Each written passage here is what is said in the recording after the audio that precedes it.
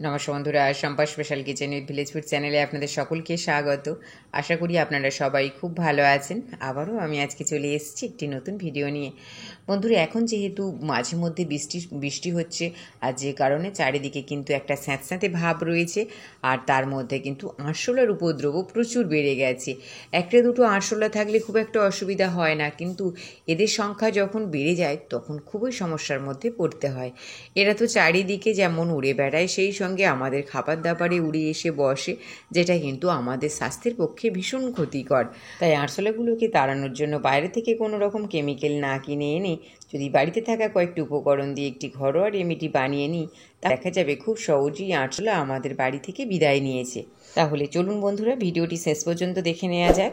আর ভিডিওটি ভালো লাগলে অবশ্যই একটু লাইক করে দেবেন। বন্ধুরা, আমি এখানে একটি পাত্র নিয়েছি। এই পাত্রটি কিন্তু আমার সচরাচর কোনো কাজেই লাগে না। এবার আমি এখানে নিয়ে নিয়েছি Surf Excel easy wash.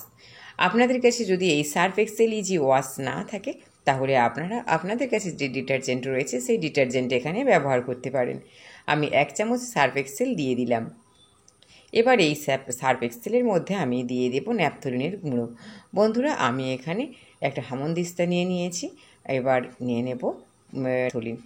Bengal কেমিক্যালের naphthalene আমি এখানে নিয়েছি। আপনাদের কাছে যে ন্যাপথলিন থাকবে সেটাই আপনারা এখানে ইউজ করতে পারেন।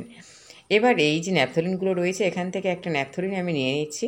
নিয়ে এই হামনদিস্তার মধ্যে দিয়ে ভালো করে গুঁড়ো করে নেব। এই গুঁড়ো করার কাজটা কিন্তু খুব ভালো করে করতে হবে। তবে এইরকম হামনদিস্তা যদি আপনাদের না থাকে, তাহলে আপনারা সিল কিংবা অন্যান্য যে কোনো কিছুতেও ভালো করে গুঁড়ো করে নিতে পারবেন।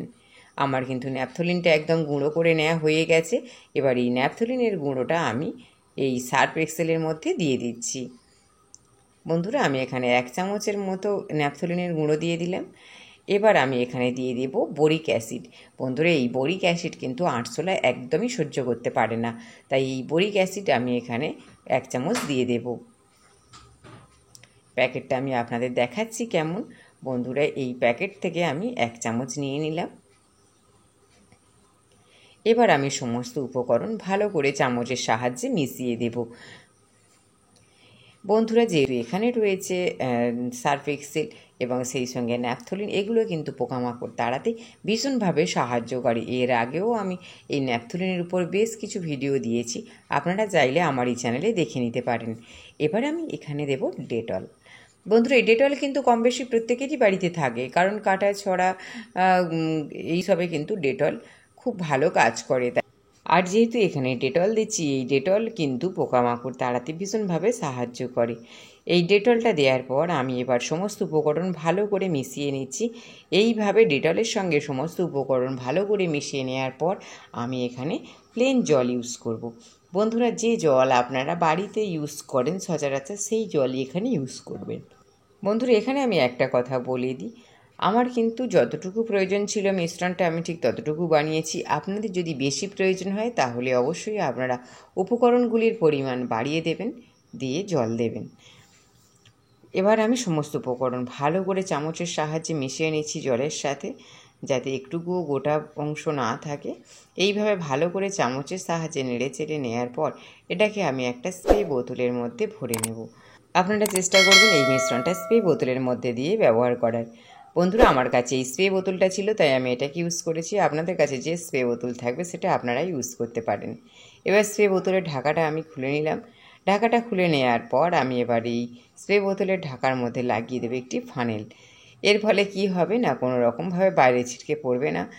এবার আমি দিয়ে দিচ্ছি একটি ছাঁকনি। বন্ধুরা, এই ছাঁকনির সাহায্যে আমি এখন এই যে মিশ্রণটা বানিয়েছিলাম সেটা ভালো করে ছেঁকে নেব। এর ফলে কি হবে না, স্প্রে বোতলের পাইপটা আর জাম করবে না, আর খুব সহজেই আমরা এটাকে স্প্রে করে দিতে পারবো। আমার কিন্তু ছেঁকে নেওয়া হয়ে গেল মিশ্রণটা। আমি স্প্রে বোতলের মধ্যে ঢেলে নিলাম। এবার এই সমস্ত জায়গায় আরশোলার উপদ্রব খুব বেশি হয়, সেই সমস্ত জায়গায় আমি এটাকে ভালো করে স্প্রে করে দেব। আর এই ধরনের নিত্য নতুন ভিডিও পেতে আমার এই চ্যানেলটিকে সাবস্ক্রাইব করবেন, লাইক করবেন, আর বন্ধুদের সাথে অনেক অনেক শেয়ার করবেন। আর যে সকল বন্ধুরা আমার এই চ্যানেলে নতুন, তাদেরকে আমার বিশেষ অনুরোধ, চ্যানেলটিকে সাবস্ক্রাইব করে পাশে থাকবেন।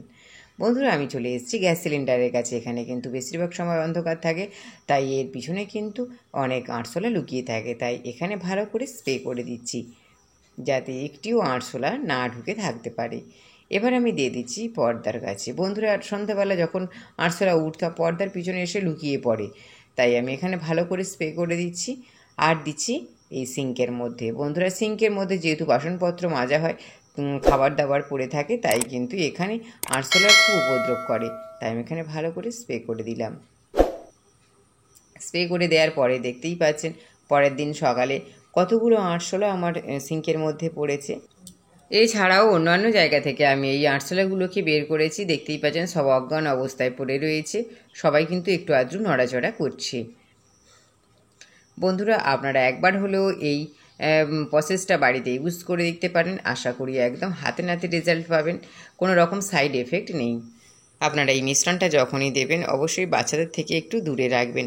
ভিডিওটি শেষ পর্যন্ত দেখার জন্য ধন্যবাদ।